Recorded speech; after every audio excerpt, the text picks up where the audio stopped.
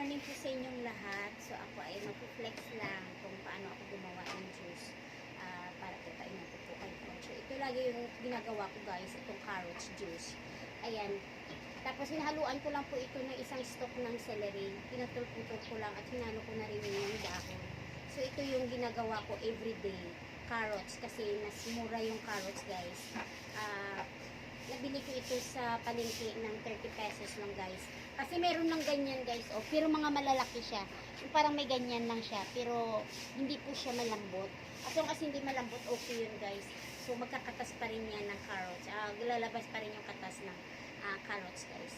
So ganito lang. Minsan meron akong minsan meron akong malunggay. So hinahalo ko din siya. So ngayon kasi guys naubos na yung malunggay namin. Kaya ito na lang muna yung ko. Itong carrots at saka celery. Itong dalawa. So usually talaga ito talaga yung ginagawa ko, itong dalawa na to. Ayan. So mas maganda kasi yung carrots guys. Kasi maraming katas na lumalabas. Maraming katas na lumalabas. Kaya at saka dito ako gumawa sa labas guys. Dinala ko itong juicer dito kasi ingay dun sa loob. Tulog pa yung mga tao. So ganyan na yung ginagawa ko. Ayun ba yun? So ganyan yung ginagawa ko guys. Medyo alalay lang dito kasi hindi naman siya papasok at hindi siya mag-grind pag hindi mo tinulak ng paunti-unti. So ayun. Ganyan, lumalabas yung juice niya. Ayan, everyday ko talaga itong ginagawa. Kasi gusto niya talaga uminom lagi ng juice. Minsan kasi pag kamatis, okay din naman yung kamatis, lagyan mo ng apple. Kaso lang, nakakaumay din yung yung parang sumod sa Ilonggo pa. Sumod ang kamatis kaysa sa carrots. Masarap kasi yung carrots juice guys. Importante lang naman dito, meron kang juicer. Ayan, maingay kasi guys, kaya hindi ko siya inano doon sa kinamot ni nawak. So, okay. Maingay kasi ito guys, kaya dito na ako nagawa sa loob. Baka mamaya istorbo ako doon sa mga tao na natulog ko. So, pag ganyan marami guys, pag ganyan marami, baka nagawa na po yan ng isang basong ganito. Ayan. Minsan kasi, nahirapan din ako nito kasi minsan nagluluto itong juicer. Masarap ito guys, alam mo ba, medyo matamis-tamis ito. Tsaka hindi ka magsawa mag-inom nito kasi medyo matamis din siya guys. Hindi mo na kailangan ng sugar.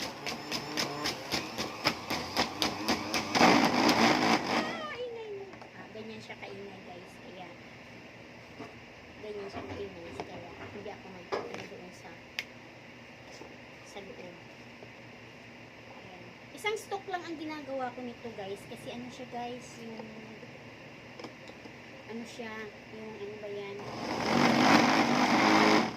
matapang. So pag ganyan, nagluluto na yung ko. Kunin ko na yan. I-open ko na ulit yun. Tsaka kunin ko ito. Minsan kasi hindi na mag-ikot kasi makapal na yung niya.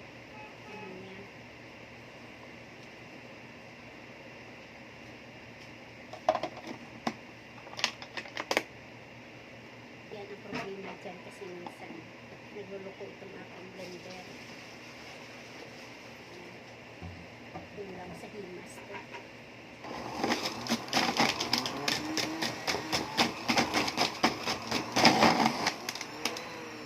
tingnan nyo guys, marami talaga siyang magagawa guys.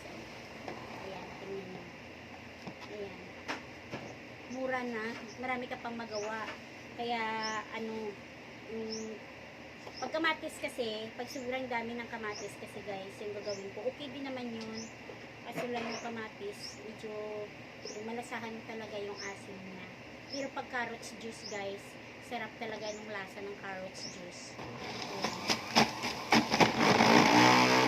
Kahit ano lang naman dito ihalo mo, pwede mo naman ito lagay ng pipino, pwede mo naman lagay ng malunggay, lagyan ito ng apple. Kung gusto mo lang. Ayun. Pwede rin naman ito lagyan ng apple guys kung gusto niyo lang.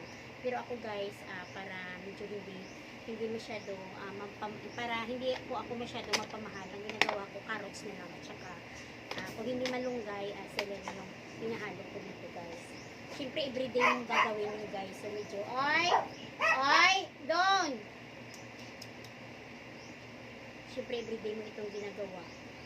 So para hindi po tayo mapagastos. Ayun, dalawang klase lang. Pwede nyo. Ayan, tapos minsan, pag walang celery. Kasi yung celery guys, medyo mahal-mahal. Kaya yung ginagawa ko minsan, malunggay na lang. Pag walang budget. Ayun. Pag walang budget, pambili ng pero ako ang ginagawa ko kasi guys, bumibili lang ako ng isang punuan lang ng celery. Kung matagal ko na rin yung naubos, kasi kunti lang naman yung hinahalo ko dito sa carrots. Ayun, hindi naman ako naglalagay ng marami kasi siya, malangto. Sa Ilonggo pa malangto. Ewan ko sa Tagalog kung anong malangto. Yung parang may lasa na, basta malasa mo talaga yung celery pag marami kang malagay. So, dapat kunti lang.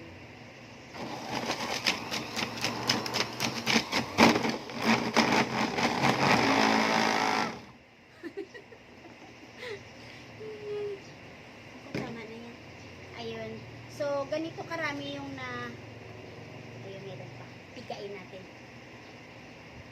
Sige pa. Labas ka pa. Ayun. So, naubos na. So, ganito karami yung nagawa ko sa ganong karaming hiwa ng carrots juice, guys.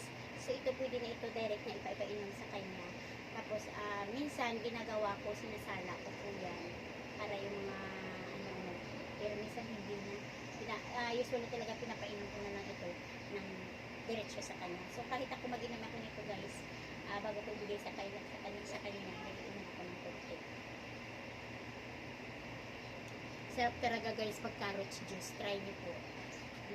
Tapos ganito, medyo, pero kung ako sa inyo guys, na pag medyo, pag gusto nyo gumawa nito guys, kuntiin nyo lang yung kalahati lang yung celery.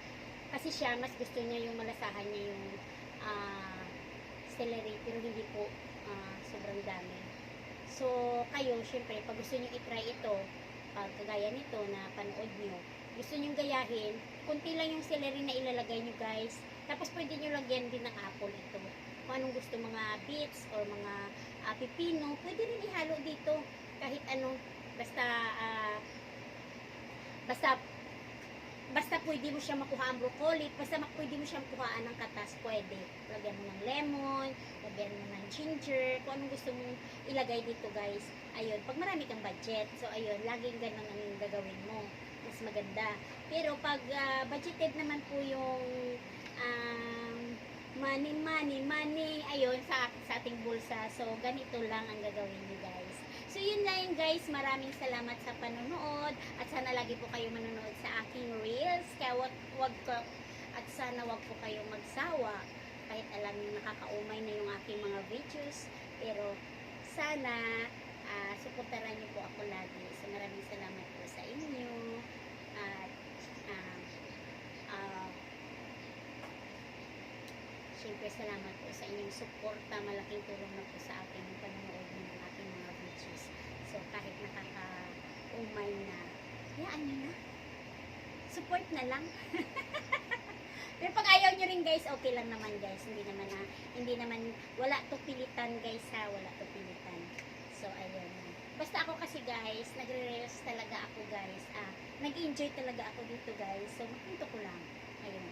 Nag-enjoy talaga ako dito guys, yung ganyan-ganyan, ako mag-vlog-vlog. Alam nyo guys kasi, piniprepare ko po itong aking mukha para medyo kumapal-kapal guys. Kasi malay mo balang araw, makapag-live ako ng aking ako anong gustong ibibenta.